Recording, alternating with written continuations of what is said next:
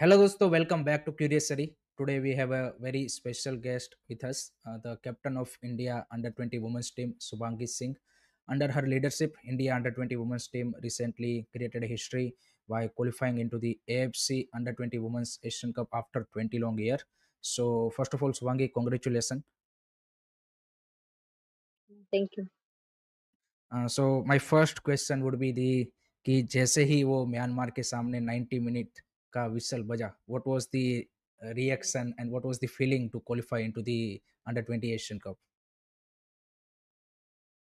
Mm, I was very happy. The whole team was very happy and not shocked at all because हम लोग को पता था हम लोग करेंगे. शॉक तो मैं बिल्कुल नहीं थी. आई थिंक हमारे जैसे टीम में ऐसे कोई शॉक्ड फीलिंग नहीं थी कि वाओ हम लोग क्वालिफाई हो गए. आई मीन यस हम क्वालिफाई हो गए और हम लोग 20 साल बाद खेल रहे हैं ऑफ कोर्स और हमने पहले भी ये क्वालिफायर्स खेले हुए और हम लोग पहले नहीं हो पाए थे. तो बहुत स्पेशल है ये करना और म्यांमार के सामने वो भी.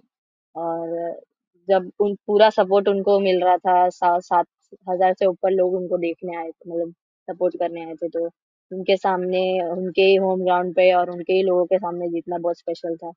और अभी फाइनल राउंड में हम लोग को one of the best teams in Asia उनके साथ कम्पीट करने का मौका मिलेगा तो हमें उससे अच्छी बात क्या ही हो सकती है.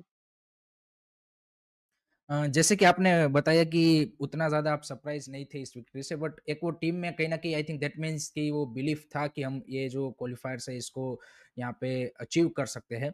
सो हाँ. How special is this qualification for you and for entire squad? I mean, we worked really hard for this. For past 2-3 months we were in the camp. हम लोग सिर्फ इसी के लिए दिन रात मेहनत कर रहे थे. सब सेशन सब हम लोग फ्रेंडलीज में भी खेलने गए. उज्बेकिस्तान के सामने भी हमारा रिजल्ट काफी अच्छा था. एक ड्रॉ किया और एक हमने उनको 4-1 हराया. और जबकि वो हमसे हायर रैंक टीम है तो हमने उनको भी हराया. तो बहुत स्पेशल है ये क्वालिफाई करना और मतलब सीनियर टीम भी हुआ था तो हम लोग को तो पहले से ही ऐसा दिमाग में था कि उन्होंने किया है अब हम भी करेंगे. और मतलब एआईएफएफ से भी हमारे कोचेस को बहुत कॉल्स आए थे कि हाँ सीनियर टीम ने किया है अब आपकी बारी है. तो हम लोग को बिलीव था एक पहले से कि करेंगे और हमने उसके लिए बहुत मेहनत भी की थी. I am just very happy and proud of my teammates and staff. What was the atmosphere after the this historical achievement? मतलब ड्रेसिंग रूम में क्या माहौल था? खुश थे सब नाच रहे थे कूद रहे थे एकदम माहौल क्योंकि फर्स्ट मैच हमने जब ड्रॉ किया था ना तो मतलब इंडोनेशिया के सामने हमने एक्सपेक्ट नहीं किया था कि हम लोग ड्रॉ करेंगे क्योंकि वो लोग पूरा लो ब्लॉक में पूरा डिफेंसिव खेल रहे थे क्योंकि उनको शायद हमारे सामने ड्रॉ करना होगा या हाई प्रेस पे वो लोग बिल्कुल पूरा डिफेंस में घुस के खेल रहे थे तो हम लोग नहीं मार पाए गोल. और तो उसके बाद थोड़ा ऐसे डर तो नहीं बोलूंगी बट डिसअपॉइंट मेरे हिसाब से हमारी टीम में था कि ड्रॉ हम लोग ने एक्सपेक्ट किया ही नहीं था क्योंकि क्वालिफायर से ऑफ कोर्स क्योंकि पेनल्टीज तो जाएगा नहीं तो ड्रॉ तो नहीं चलेगा. तो उसके बाद तो थोड़ा माहौल खराब हो गया था. फिर तुर्कमेनिस्तान के सामने हमने 7 गोल मारा तब और थोड़ा माहौल अच्छा होने लगा. फिर हम लोग को म्यांमार के बाद हार के तो हमारा पूरा टीम एकदम ऐसे कूद रहे थे नाच रहे थे तो बहुत अच्छा था. हैप्पी ये फीलिंग ये था. ये आपने जो इंडोनेशिया वाला गेम का बात किया ना, मैं उसको थोड़ा-सा जानना चाहता हूँ क्योंकि एज़ अ फैन भी हर कोई एक्सपेक्ट कर रहा था कि नहीं भई इंडोनेशिया एंड तुर्कमेनिस्तान को तो हम बीट कर देंगे। The main match will be the Myanmar hmm. One. But जो इंडोनेशिया के सामने हाँ. पहले मैच में ही आपको सेटबैक झेलना पड़ा। जैसे आपने बोला कि वो पूरा डिफेंसिव ब्लॉक खेल रहे थे। वो उस इंटेंशन से आए थे कि भई इंडिया से हम ड्रॉ निकालेंगे ताकि वो अपने पॉइंट ऑफ व्यू से सोच रहे होंगे कि हाँ, भई हमारा भी क्वालिफिकेशन का चांस बन सकता है इफ वी हाँ. Draw against Myanmar and India. So जब ये 0-0 ड्रॉ रहा, उसके बाद टीम ने किस तरह से रिकवरी की and how you are able to come back in the game against Turkmenistan with the big victory of 7-0? पहले तो मैं फर्स्ट मैच का बोलना चाहूंगी कि हम लोग वैसे प्रिपेयर नहीं थे कि क्योंकि क्वालिफायर्स हमको लगा था ऑफकोर्स सब जीतने के माइंडसेट से आएंगे तो हम लोग रेडी थे कि हाई प्रेशर करेंगे तो हम कैसे खेलेंगे but we are not ready to be honest कि पूरा लो ब्लॉक खेलेंगे. तो अगर आपने मैच देखा होगा तो हम लोग शायद रेडी नहीं थे. तो फिर सेकंड मैच में भी हम लोग ये माइंडसेट से गए कि वो लोग ने शायद हमारा फर्स्ट मैच देखा होगा तो ये लोग भी लो ब्लॉक के लिए जाएंगे. तो आई थिंक तुर्कमेनिस्तान भी लो ब्लॉक के लिए गया था स्टार्टिंग में बट हम रेडी थे सेकंड मैच में. और कोचेस ने थोड़े चेंजेस किए थे कि अगर वो लोग लो ब्लॉक में गए अगर हमारा एक गोल नहीं हुआ तो हम लोग के पास सेकंड ऑप्शन था उस टाइम पे. बट इंडोनेशिया के टाइम पे आई थिंक हम लोग रेडी नहीं थे कि वो लोग इतना लो ब्लॉक के लिए जाएंगे, तो आई थिंक उस वजह से ड्रॉ रहा, बट हम लोग सेकंड मैच में पूरा रेडी थे। और ऐसे जैसे हम लोग को स्कोर भी ज्यादा चाहिए थे, तो हम लोग we were not satisfied with एक गोल मारा, दो गोल मारा। जैसे मैं एज अ कैप्टन, मैंने उन लोग को सेलिब्रेट, उन लोग को था कि हम लोग सेलिब्रेट क्यों नहीं करे, बट मैंने बोला तुम गोल मारो, सेलिब्रेट बाद में करो, क्योंकि हमको ज्यादा से ज्यादा स्कोर चाहिए था। तो मुझे पूछा भी था सेलिब्रेट करते हैं क्या, तो मैंने बोला नहीं, बॉल लेके आओ हम लोग को और गोल मारना है। तो क्योंकि And फर्स्ट मैच में ऐसा हुआ, इसलिए हम लोग शायद उस वजह से हम लोग सेकंड मैच में हमने इतने गोल मार पाए शायद। आई थिंक वो रिडेम्पशन मोड ज़्यादा मतलब सेकंड में मैच में था कि फर्स्ट मैच का भी आपको कहीं न कहीं हाँ कंपनसेट करना था। हाँ, एग्ज़ैक्टली। एक मैं बात हाँ। करना चाहता हूँ ये म्यांमार के गेम में हमने देखा कि there are a first half हमने देखा कि टीम ज़्यादा कंट्रोल में थी। बट सेकंड हाफ में कहीं न कहीं हम्म, म्यांमार ने आई वुड से कि वो भी उनको भी पता था कि उनको भी इस मैच को जीतना है if they want to qualify and उन्होंने पुश भी किया। एंड वो जो एक गोल लाइन वाला क्लीयरेंस था या फिर there are some moments and save. कहीं न कहीं यहाँ पे आफ्टर द मैच ये भी लगा कि सेकंड हाफ में हम डिफेंसिव माइंडसेट के साथ गए बट रिसेंटली जो कोच योकिम अलेक्जेंडरसन ने भी एक इंटरव्यू में बोला कि नहीं ऐसा नहीं था बट ये कहीं ना कहीं प्रेशर की वजह से कि क्राउड का प्रेशर और यहाँ पे जब आप इतने इंपॉर्टेंट मैच में खेलते हो तो थोड़ा सा इन एक्सपीरियंस की वजह से भी हो जाता है। सो ये जो सेकंड 45 मिनट थे against Myanmar as a captain आपका क्या ऑन द फील्ड फीलिंग था और कैसे मतलब टीम ने यहाँ पे उसको मैनेज किया? हाँ, मैं तो एग्री करूंगी कि हम लोग सेकेंड हाफ में ज्यादा डिफेंसिव हो गए थे, बट हम लोग वो इंटेंशनली नहीं था, क्योंकि हमारा कभी प्लान डिफेंसिव खेलने का कभी भी नहीं था।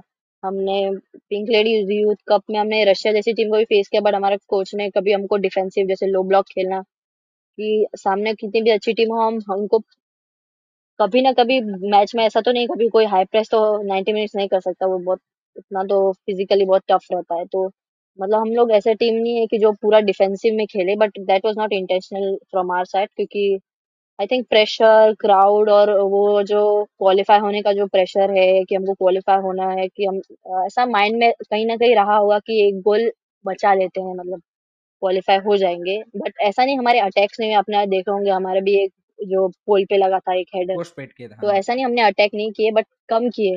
हाँ, कम किए, बट वो इंटेंशनल नहीं था मेरे हिसाब से। तो वो हम लोग भी अभी मतलब अंडर 20 एज में है, यूथ में है, तो थोड़ा एक्सपीरियंस भी कम है कि ये बड़ा क्राउड जो इतना चिल्ला रहा है और इतना उनको सपोर्ट मिल रहा है, तो उनको कैसे हैंडल करना है। तो ये होता है, बट स्टिल वी वॉन। तो या बोलो। एग्जैक्टली उसी के रिलेटेड मैं एक और आपका मतलब एज अ कैप्टन मैं पूछना चाहता हूँ आपका एज एक्सपीरियंस ये जो पूरे क्वालिफायर्स में टीम को लीड करने का कैसा रहा। एंड जैसे आपने बोला कि क्वालिफायर्स का प्रेशर डिफरेंट होता है जैसे आपने उज्बेकिस्तान को before the friendly before the tournament friendlies में हराया वहां पे कहीं ना कहीं बैक ऑफ द माइंड आपके दिमाग में जब आप क्वालिफायर स्टार्ट किए तो आ जाता है एज अ प्लेयर कि हाँ भाई this is the important match वो और वो कहीं ना कहीं परफॉर्मेंस में कितना इम्पेक्ट करता है। अगर हम फ्रेंडलीज खेले तो वी डोंट, मतलब ऐसा नहीं बोलूंगी इम्पोर्टेंट नहीं है, बट अगर हम वो ड्रॉ किया या हम लोग हारे तो उसके कोई कॉन्सिक्वेंसेस नहीं है। अगर हम हम्म। फ्रेंडलीज में खेल रहे हैं, तो वो थोड़ा प्रेशर कम रहता है। फ्रेंडलीज में अगर हम लोग वो तो हमारा यूट्यूब वगैरह पे नहीं आया, बट अगर अब आप वो गेम देखते तो मुझे लगता है आप भी बहुत इम्प्रेस होते। हम जिस हिसाब से हमने 4-1 हराया था, तो और हम लोग रेड कार्ड भी एक मिल गया था, फिर भी हमने स्कोर किया, तो आई थिंक वो प्रेशर उतना नहीं रहता है तब। तो हम लोग ने और म्यांमार भी, उन लोग, हमने भी उनको प्रेशर में डाल ही दिया था वैसे एक गोल मार के, तो वो लोग भी बहुत प्रेशर में आ गए कि बहुत गलतियां भी कर रहे थे, बट हो जाएगा ये धीरे धीरे। हम लोग जैसे कोच ने भी बोला, we have time to sharpen our skills, so या मीन सेकंड हाफ में I wouldn't say that we were satisfied, but I think we gave it our all. मतलब जो डिफेंसिव वाइज, टैक्टिकली देखा जाए तो हम उतना अच्छा नहीं खेले, बट अगर डिफेंसिव वाइज देखा जाए कि सब इतना मेहनत करके इतना अपना पूरा जान डाल के जो खेला है, वो that is something we should look forward to. Exact I think उस चीज के लिए डेफिनेटली ये प्राउड मोमेंट है कि आपने पूरे क्वालिफायर्स में एक भी गोल कंसीड नहीं किया है सो ओवरऑल डिफेंसिवली हमारी हाँ। जो टीम है वो काफी सॉलिड दिखी है and as you leader of the team and the leader of the defence. So as a जैसे मैंने आपको पहले पूछा कि ओवरऑल एज अ कैप्टन आपका एक्सपीरियंस अगर आप बताना चाहे फॉर दिस क्वालिफाइड टीम को लीड करने का एंड जिस तरह से जो डिफिकल्ट मोमेंट है या फिर हम्म। जो आप टीम अच्छा कर रही थी तो हाउ वाज दैट एक्सपीरियंस? क्योंकि आपके लिए भी ये लर्निंग लेसन ही, या फिर आप बोल सकते हैं कि आपके लिए भी ये एक नया चीज़ ही होगा, किस तरह की इंपॉर्टेंट टूर्नामेंट में आप टीम को लीड कर रही है and facing this kind of different situation. हाँ, मतलब हाँ, मेरा भी फर्स्ट टाइम है कैप्टन बना, तो मैं भी ऐसे धीरे धीरे लर्न सीख रही हूँ कैप्टन ऐसे लीडरशिप रोल। तो मैं ना, मेरे कोचेस ने भी मुझे बहुत हेल्प किया है कि हाउ टू लीड एंड क्या क्या चीज करनी चाहिए, सपोर्ट करो टीम को, मतलब। और I communicate a lot in the match, I try to shout as much as possible. मैं जितना बोल सकूँ उतना बोलने का ट्राई करती हूँ अपने टीम्स, क्योंकि हमारे टीम में एक ऐसा चीज है कि we don't blame each other for trying, you know, हुँ, कि हमारी टीम में एक ऐसा है कि अगर ये चीज कोई ट्राई कर रहा है, या जैसे किसी ने ड्रिबलिंग बीच में ट्राई किया, उसे छूट गया, we don't blame each other, we just support each other. And that's that's the thing that I like the most in our team, क्योंकि हम एक मैं जैसे मेरे सिवा ज्यादा कोई किसी और पे चिल्लाता नहीं है, मैं ही सब टीम में सबसे ज्यादा चिल्लाती हूँ। अ, और सुनते भी है वो लोग, तो मेरा भी ये फर्स्ट एक्सपीरियंस था, और उन लोग ने भी बहुत सपोर्ट किया है, मेरे टीममेट्स ने भी बहुत सपोर्ट किया है, तो वही उनकी वजह से ही है सब। अगर ग्रुप पूरा होल स्क्वाड पूरा जो भी बेंच पे भी थे, उन लोग ने कभी से कोई नेगेटिव वाइब नहीं है कि देवर शाउटिंग की उनका। अगर जैसे क्राउड में चिल्ला रहे, तो क्या वो लोग भी ट्राई करें, हम भी चिल्लाएंगे, भले हम इतने ही लोग हैं कि सब इंडिया के सपोर्ट करने वाले हैं, सिर्फ हमारे ही जो बेंच पे बैठे, तो वो लोग ने भी बहुत सपोर्ट अब मैं थोड़ा-सा बात करना चाहता हूँ कोच योकिम एलेक्जेंडरसन के बारे में, बिकॉज़ आई थिंक जो हमने देखा है पिछले 3-4 महीने में जब से उन्होंने टेक ओवर किया है India under 17 and India under 20 women's team, team में काफ़ी ज़्यादा बदलाव दिखा है, और जो एक आप अभी बात कर रही थी अटैकिंग स्टाइल ऑफ प्ले की, वो भी टीम में कहीं न कहीं दिखी है जब से उन्होंने टेक ओवर किया है। आईडब्ल्यूएल 2 में भी देखा कि इंडिया अंडर 20 ने ओवरऑल अच्छा परफॉर्मेंस दिया और आईडब्ल्यूएल के लिए क्वालीफाई हुए, उज़्बेकिस्तान वाला मैच किया। आपने बताया। सो एज़ अ कोच योकिम एलेक्जेंडरसन का क्या रोल रहा है, एंड आपके लिए, पूरी टीम के लिए क्या-क्या लर्निंग लेसन उनसे रहे? क्योंकि फॉरेन कोच का आना एंड जिस तरह से उन्होंने टीम को हैंडल किया, how do you see that thing? He always taught us to कि कभी आप ओपोनेंट को सिर्फ उनको देख के, जैसे अगर हमसे अच्छी टीम है, उनको देख के हम डिफेंसिव कभी नहीं खेलते। डिफेंसिव मोमेंट्स होते हैं, गेम के हिसाब से हम करते हैं, वो तो हम ऑन द फील्ड डिसाइड करते हैं, बट वो हमको ही allow us to be creative on the field. जो आप एज अ प्लेयर, आपको जो नॉलेज है वो ट्राई करो, और मिस्टेक भी करो, कोई बात नहीं, we are allowed to make mistakes, so that is a plus point for us also as a player, because mistakes तो हर किसी से होता है। तो और जैसे वो उनका एनकरेज करने का तरीका, जैसे अगर आपने आज प्रैक्टिस में कुछ अच्छा किया है, तो अगर आप उनको हॉल में भी मिलोगे, तो वो ऐसे बोलेंगे, "हाँ, ये आज अच्छा किया तुमने", तो वो बहुत एनकरेज करता है, बहुत पॉजिटिव, वो बहुत पॉजिटिव फील कराते हैं सबको। एंड उनका रोल आप कितना एज़ अ इम्पोर्टेंट देखते हैं in this whole journey, and जो आगे भी जो इम्पोर्टेंट मेन टूर्नामेंट है उनके लिए? ही वाज द लीडर वो बिहाइंड ऑल ऑफ दिस, तो उनको तो बहुत बड़ा क्रेडिट जाता है हमारे साथ। तो और ये मतलब स्टाइल ऑफ प्ले बहुत चेंज हो गया, जैसे आप अगर पहले देखोगे हम लोग को खेलते हुए यूथ टीम्स को, स्टाइल ऑफ प्ले भी बहुत चेंज किया हम लोग। अभी 4-4-2 खेलने लगे, तो बहुत अटैकिंग फुटबॉल हम लोग कोशिश तो करते हैं, बट हाँ, हो भी रहा है, जैसे धीरे धीरे ग्रो होगा, और मुझे ऐसा लगता है। अ, अब आपने पूरी जर्नी के बारे में बात की, थोड़ा-सा हम अब जो नेक्स्ट चैलेंजेस है उसके बारे में बात करते हैं। सो एक जो फर्स्ट स्टेप है towards the, you can say कि playing in the bigger tournament और the ultimate dream of calling, you can say कि play into the FIFA under 20 women's world cup. So qualifiers तो आपने जीत लिया, now the next step would be the under 20 Asian cup, जो कि next year Thailand में है। सो अब से वहां तक आप किस तरह के चैलेंजेस देखते हो, एंड उसको एज अ एशियन कप को आप as a world cup qualification tournament aim कर रहे हो, या फिर how do you see that tournament? Of course हम लोग उसको, भले हमसे one of the best teams आएंगे, but we consider that tournament as a qualify for world cup also. हम लोग ऑफ कोर्स एम तो वही कर रहे हैं, क्योंकि मतलब who doesn't want to play in a world Cup, और it would be a very historic moment if we qualify for the World Cup, and we will try very hard for that. And, I mean, we'll take it game by game first, तो हम लोग exposure tours वगैरह, अभी जो friendlies भी होंगे उस पे ध्यान देंगे धीरे धीरे, क्योंकि आई थिंक जो हम फ्रेंडलीज में जो ओपोनेंट्स को फेस करेंगे वो भी बहुत इंपॉर्टेंट है, क्योंकि अ, वो एज अ प्रेपरेशन होगा हमारे एशियन कप के लिए। सो वो भी बहुत इंपॉर्टेंट रहेगा हमारे लिए। तो हम लोग गेम बाय गेम लेंगे, और एम तो है यही है कि वर्ल्ड कप में भी क्वालिफाई हो। और जैसे आपने बताया कि जो अंडर 20 ये वुमेन्स एशियन कप है उसमें जो टीमें क्वालिफाई हुई है वो सिर्फ एशिया की बेस्ट टीमें नहीं है। For example Japan and North Korea not are the best team in under 20 category in Asia, they are at the हाँ, world level, world they are the champions भी है। वर्ल्ड चैंपियन एंड फाइनल दोनों ने खेल रखे हैं। सो challenge is gonna be next level. जो क्वालिफायर्स में आपने फेस किया मे बी आप बोल सकते हैं कि उसका 10 गुना ज्यादा चैलेंज आपको वहां पे मिल सकता है। And other teams also like China, Australia, Vietnam, this are the strong teams. So how do you cope up with that challenge? आप फिजिकली फिटनेस वाइज भी कैसे मतलब उस तरह के ओपोनेंट को आप देख रहे हो? एंड उसके लिए आपकी प्रिपरेशन मतलब एज अ टीम और ऑफकोर्स आपकी as not. A individual individual आप अपने आप को कैसे प्रिपेयर करोगे in in this upcoming 7 to 8 month? I think of course North Korea तो वर्ल्ड कप भी जीत चुका है, बट मैंने एक चीज प्रेस कॉन्फ्रेंस में भी बोली थी कि always respect your opponent but never fear them. तो वो ये हमेशा दिमाग में रहता है, क्योंकि अगर आप पहले ही देख के डर जाओगे तो खेलने का कुछ फायदा नहीं है। तो बिकॉज फुटबॉल खेलने का मजा तभी आता है जब अपने अच्छी टीम्स के साथ खेलो, उनको कंपटीशन दो। तो वही हम भी चाहते हैं, ताकि हम भी एज अ टीम ग्रो करें, और इंडियन फुटबॉल भी, वुमेन्स फुटबॉल भी ग्रो होगा, तभी ग्रो होगा। क्योंकि जैसे अपने हायर रैंक टीम्स के साथ खेलने का अलग ही मजा है मेरे हिसाब से। तो तभी हम लोग ग्रो करेंगे एज अ टीम, और तभी हम लोग को आइडिया भी आएगा कि हमको कौन सी चीजों पे काम करना है, to reach at that level where they are world champion, जैसे नॉर्थ कोरिया, जापान।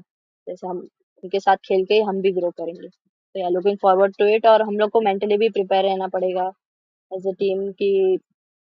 और ये डिपेंड करता है हम जो जिस फ्रेंडलीज में भी जो ओपोनेंट फेस करेंगे वो भी हमको हेल्प करेगा प्रिपेयर करने के लिए। तो वो भी बहुत जरूरी है। तो Now let's talk about the little bit about your footballing journey. I think वो भी काफी इंस्पायरिंग है। सो आपकी फुटबॉल जर्नी के मतलब कहाँ से स्टार्ट हुई, कौन से एज से, और फैमिली का क्या सपोर्ट रहा, और यहाँ तक पहुँचने में क्या क्या चैलेंजेस आपने फेस किए उसके बारे में अगर आप थोड़ा सा बता पाए। चैलेंज मतलब मैंने तो ये तापी, गुजरात में एक डिस्ट्रिक्ट है, वहाँ पे ऐसे ही खेलना चालू किया था। फिर धीरे धीरे लोकल टूर्नामेंट्स में पार्टिसिपेट, ऐसे ही ऐसे ही चालू कर दिया था खेलना। फिर धीरे धीरे इंटरेस्ट बढ़ने लगा, और ऐसे ही लोकल टूर्नामेंट्स में खेलने लगी। फिर वहां से मुझे ये स्पोर्ट्स अथॉरिटी ऑफ गुजरात एक अकेडमी है, यहाँ की गवर्नमेंट की अकेडमी है, तो वहां से मुझे कॉल अप आया। तो मैंने वो ज्वाइन किया। फिर वहां पे ही मैंने अपना पहली बार गुजरात के लिए खेला, वहां से ही चालू किया खेलना। तो नेशनल्स बहुत सारे खेलने का मौका मिला वहां से। और वहाँ पे कोचेस का भी हेल्प मिला बहुत, कि अपने बेसिक मतलब बेसिक स्किल्स वो सब, टर्निंग वो सब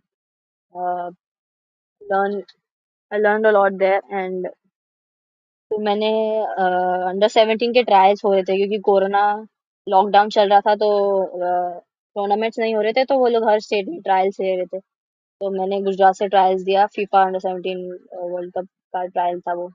तो वहां से मेरा सिलेक्शन हुआ। फिर मैंने हमारा कैंप चालू हुआ था 2021 में। मैंने फर्स्ट इंडिया कैंप में का कॉल अप आया था मुझे, तो हमने वहाँ पे कैंप किया।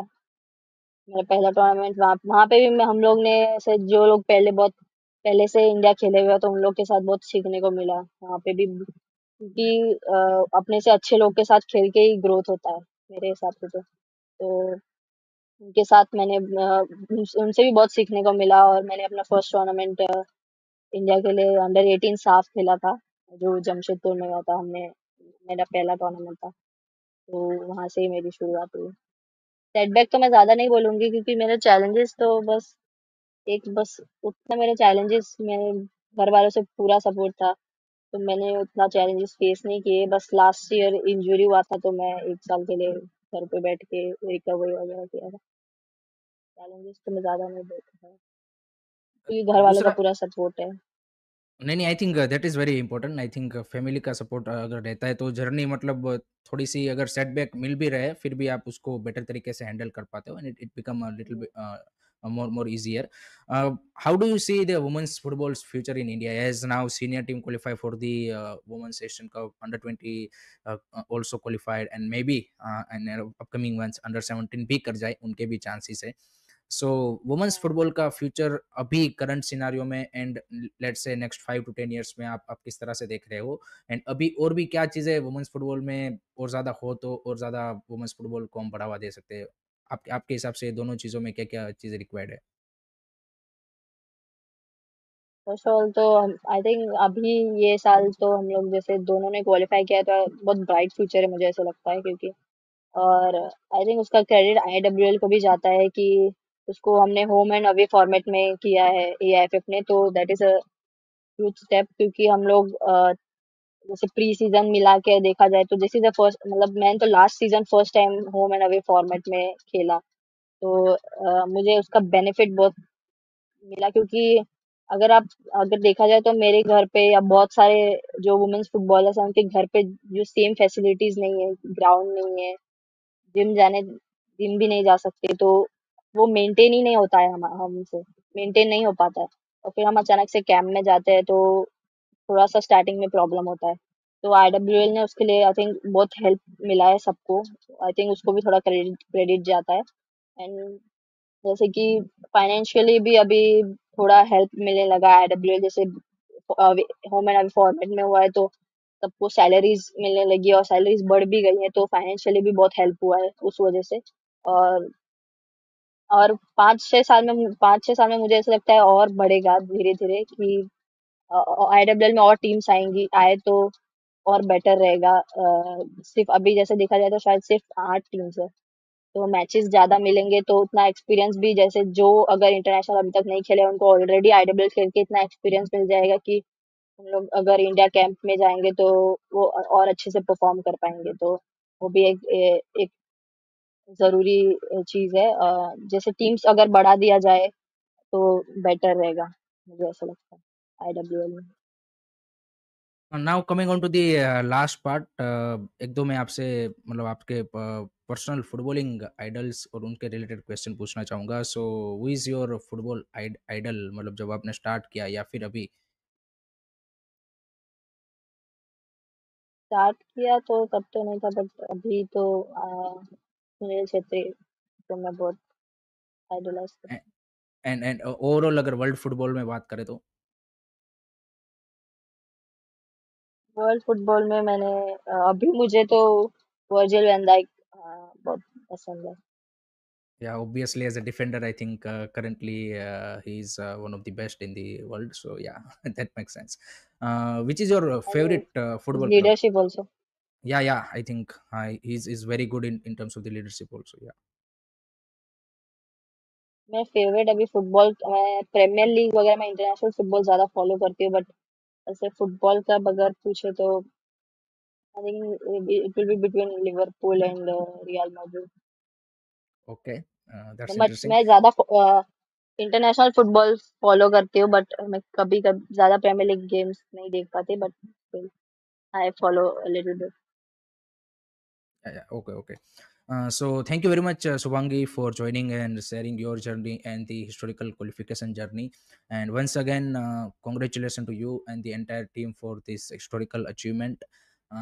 I hope guys आपको भी ये इंटरव्यू पसंद आया होगा, and keep supporting our women's team, either it be under 17, under 20, or under and senior team, because in next 1 year they are gonna play some crucial tournament, and let celebrate and support these teams. So thank you very much. Take care. Bye bye. Jai Hind. Jai Bharat.